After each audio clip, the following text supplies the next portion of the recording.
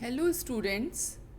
हमने इससे पूर्व ऑक्सीकरण अपचयन क्या होता है, इलेक्ट्रोकेमिकल सीरीज़ का उपयोग किस प्रकार से किया जा सकता है, उसका अध्ययन किया। इलेक्ट्रोकेमिकल सीरीज़ हमें किस किस चीज़ों का ज्ञान कराती है, जिसमें कि विशेष रूप से जो अपचयन विभव होता है, जिसका मान जितना अधिक ऋणात्मक होगा तत्व में उतना ही इलेक्ट्रॉन खोकर या ऑक्सीकृत होने की उतनी ही अधिक प्रवृत्ति पाई जाएगी।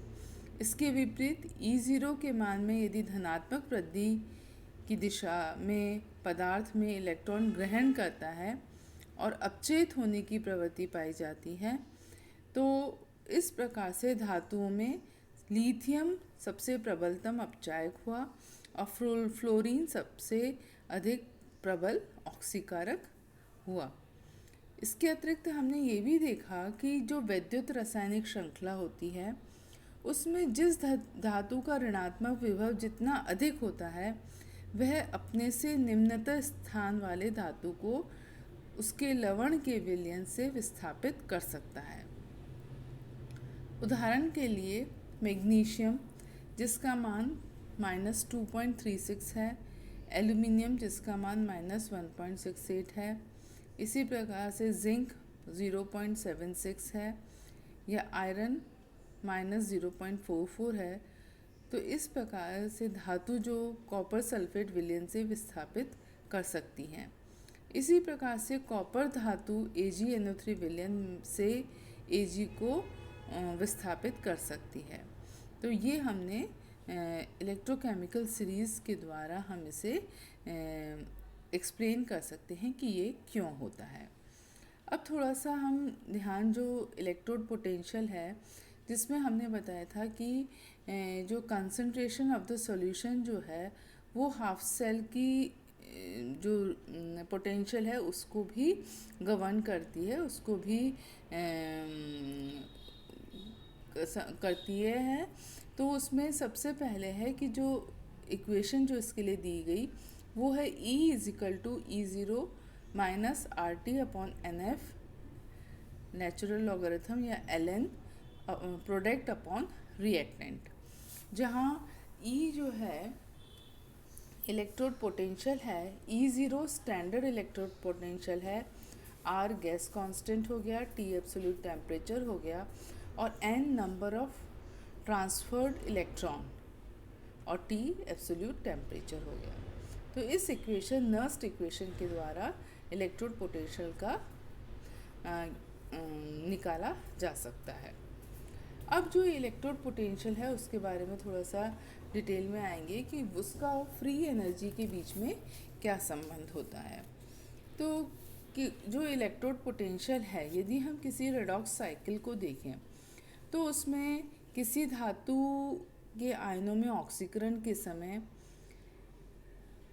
मतलब कि ऑक्सीकरण का जब प्रोसेस चलता है उस समय जो ऊर्जा है उसमें परिवर्तन होता है या फिर एंथैल्पी में परिवर्तन होता है या उसकी हीट ΔH में परिवर्तन होता है, का संबंध जो है वो इस प्रकार से बताया जाता है कि ΔG -NFE0, जहाँ ΔG जो है वो चेंज इन एंट्रोपी है। चेंज इन एंट्रोपी को हम ΔS से बताते हैं और ΔG जो है वो चेंज इन एनर्जी है।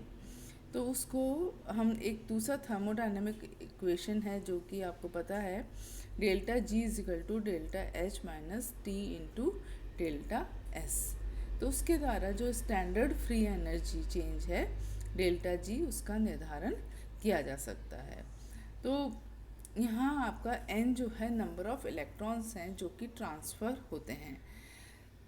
इसी चीज़ को यदि हम इक्वेशन में अप्लाई करके देखें तो जैसा कि आप इसमें देख रहे हैं, लिखा है 2Ag + 2 इलेक्ट्रॉन गिव्स 2Ag, मतलब कि वो आयन से एलिमेंट में चेंज हो गया है। तो जो ΔG है उसका मान -1.60 फैराडे आता है। यदि कॉपर जो है सॉलिड स्टेट से आयनिक स्टेट में आ रहा है तो इसका मान 0.68 एफ है। कुल मिलाकर जो नेट फ्री चेंज है उसका मान आता है -0.92 फैराडे। तो इस प्रकार से जो है कुल जो एनर्जी चेंज है वो इस इक्वेशन के द्वारा निकाला जा सकता है। अब नेक्स्ट स्लाइड में आप देखेंगे कि जो स्टैंडर्ड पोटेंशियल है वो किस प्रकार से हेल्पफुल हो सकता है। तो इसमें हमने देखा कि जो थ्योरेटिकल वैल्यू है और प्रैक्टिकल वैल्यू जो है उन दोनों में काफ़ी कुछ केसेस में समानता पाई जाती है, परंतु कुछ केसेस में इनके मान में बहुत अधिक भिन्नता देखी गई है। तो जैसा कि आप इसमें देख रहे हैं इस इक्वेशन में, जिसमें कि Fe3 जो है वो 3 इलेक्ट्रॉन्स लेकर Fe में कन्वर्ट हो गया है। इस प्रोसेस में जो है जो वैल्यूज़ जो चेंज हो रही हैं, जब Fe3 एक इलेक्ट्रॉन एक्सेप्ट करके Fe2+ में कन्वर्ट होता है तो इलेक्ट्रोड पोटेंशियल का मान जो है वो 0.77 है, और वहीं जब 2 इलेक्ट्रॉन लेता है तो इसका मान 0.47 आता है, परंतु साइन इसमें चेंज हो गया है, माइनस साइन हो गया है। तो कुल मिलाकर जो एनर्जी चेंज है, यदि हम -NFE0 से लगा कर लें तो वो आपकी 0.77 आती है और 0.94 आती है। यदि दोनों रिएक्शंस को ऐड कर लिया जाए तो डेल्टा जी जो स्टैंडर्ड फ्री एनर्जी है इसका मान 0.1 एफ के बराबर होता है। अब इसी चीज़ को यदि हम E0 पोटेंशियल का मान निकालें तो 0.057 होता है। तो इस प्रकार से ये देखा गया कि यदि जो जो एक्चुअल में यदि हम उनके वैल्यूज़ लेकर उनको उसमें से नेट निकालें तो ये देखा गया है कि 0.30 आता है, और जबकि कैलकुलेशन से इसका मान 0.057 वोल्ट आ रहा है। तो अर्थात दोनों के अंदर समानता नहीं पाई जा रही है।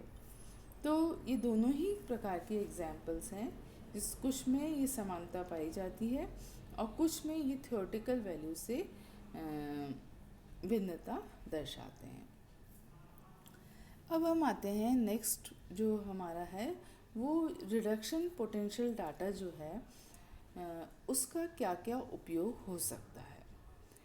तो आप सबको पता है कि जो ये अपचयन विभव है इसकी बहुत सारी एप्लीकेशंस हैं।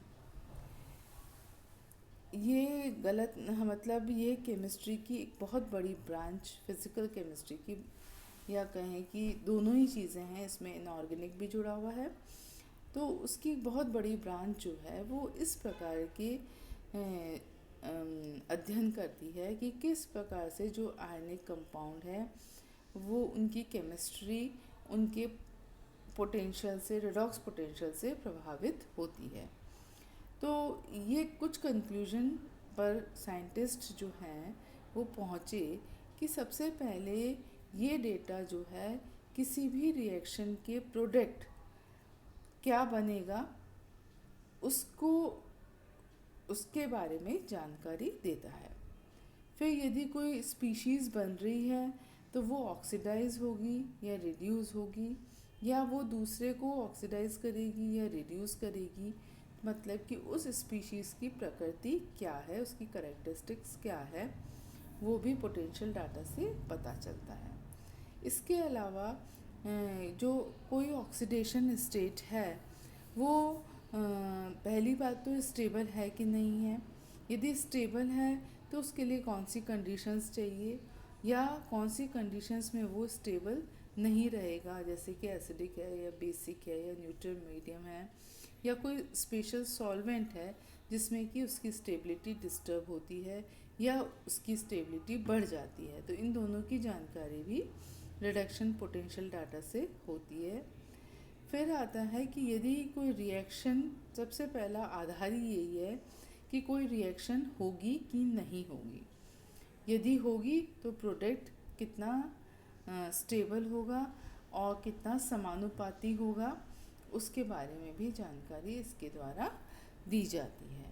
तो ये हो गया कि जो रिडक्शन डाटा है वो हमारा किस तरह से हेल्पफुल हो सकता है।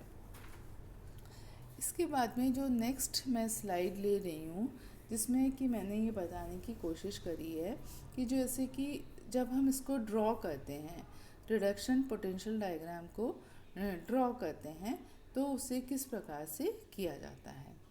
जैसा कि आप इसमें देख रहे हैं कि जो आयरन है वो 3 प्रकार से, पहले तो इसकी जो 4 तरह की ऑक्सीडेशन स्टेट बता रखी है, जिसमें कि Fe की 0 भी होती है, Fe की +2 भी है, Fe की +3 भी है और Fe की +6 भी है।